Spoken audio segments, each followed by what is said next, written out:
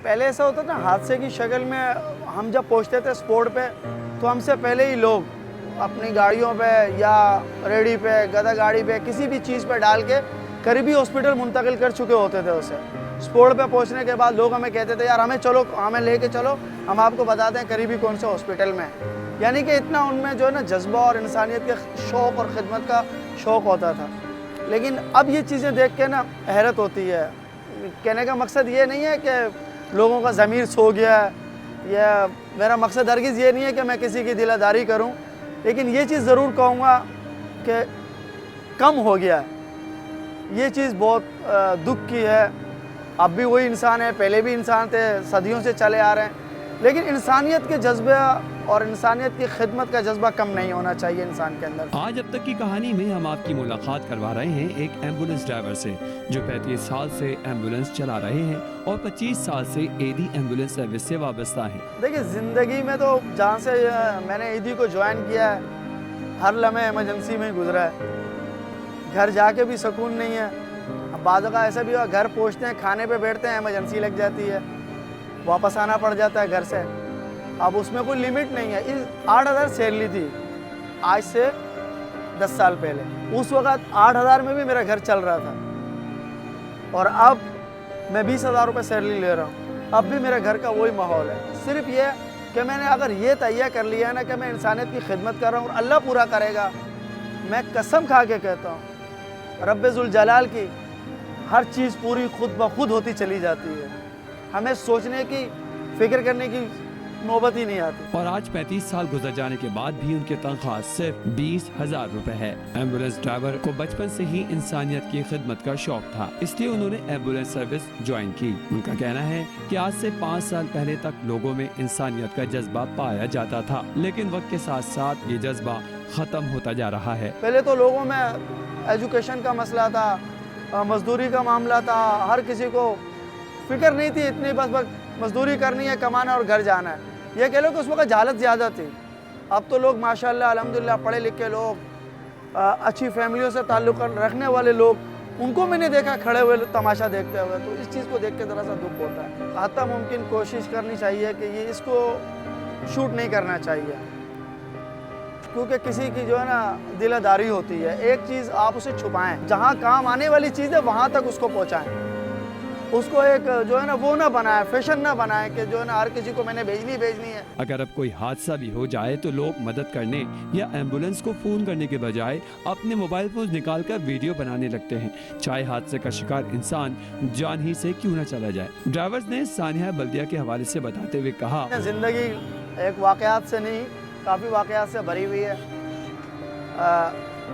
हालात ख़राब, कर्फ्यू, उसके बावजूद फिर हंगामे, ब्लास्ट। मुझे नहीं लगता कि कोई ऐसी इमरजेंसी हो जो हमने ना देखी हो और हमने उसको उसमें काम ना किया हो। लेकिन बाज़ चीज़ें ऐसी हैं जो दिमाग में अपना नक्श छोड़ जाती हैं। लेकिन मैंने अपनी ज़िंदगी में जितना मैंने खिदमत के इरादे से काम किया ईदी फाउंडेशन में और अभी तक कर रहा हूँ, 2-3 वाक़यात हैं जो मेरे दिमाग में नक्श हैं, निकलते नहीं हैं। ख़ासकर 12 मई, उसके बाद सानिया बल्दिया,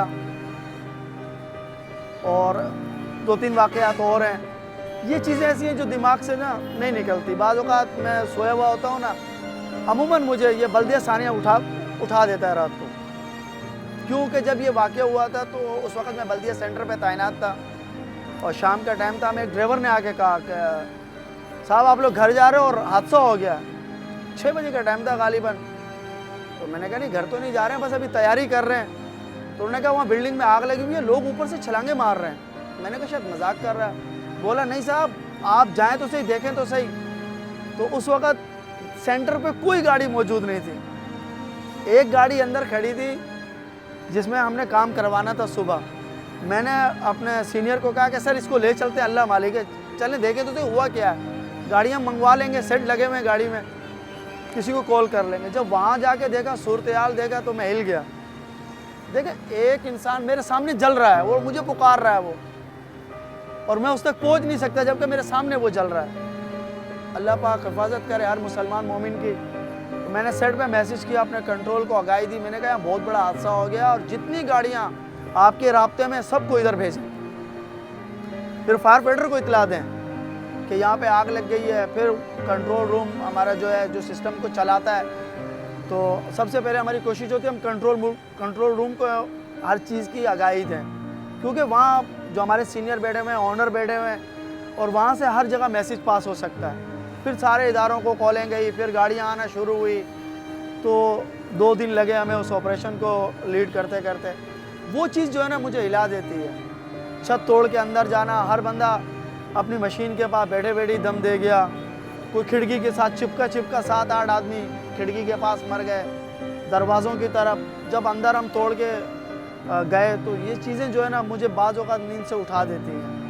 वो एक अजीब सा मंजर था, हम बात शेयर नहीं कर सकते कि यार मैंने क्या देखा है, मैं आपको कैसे बताऊँ, अल्फाज नहीं है मेरे पास जो अंदर के मनाजिर थे। कि वहाँ पहुँचने वाले वो पहले इंसान थे जिन्होंने लोगों को जिंदा जलते और पिघलते हुए देखा था। किस तरह उन्होंने जिंदा जले इंसानों को अपने हाथों से उठाकर एम्बुलेंस में डाला, ये सब सुनकर रूह कांप गई थी। साथ साथ शहर कायद के हालात जब खराब थे, वो वाक़यात बताते हुए भी ड्राइवर ने हमें आपदीदा कर दिया। सलाम है उन एम्बुलेंस ड्राइवर पर जो अपनी जान हथेली पर रखकर ये काम कर रहे हैं। वो इंसान होते हैं जो किसी मोहलिक बीमारी के सबब या फिर खतरनाक एक्सीडेंट के बाद जिंदगी और मौत से लड़ते इस एम्बुलेंस पर सवार होते हैं। दर्द भरी आवाजें, खून आलूद चेहरे और उनके लवाहिकीन एम्बुलेंस ड्राइवर पर मुसलसल दबाव डालते हैं।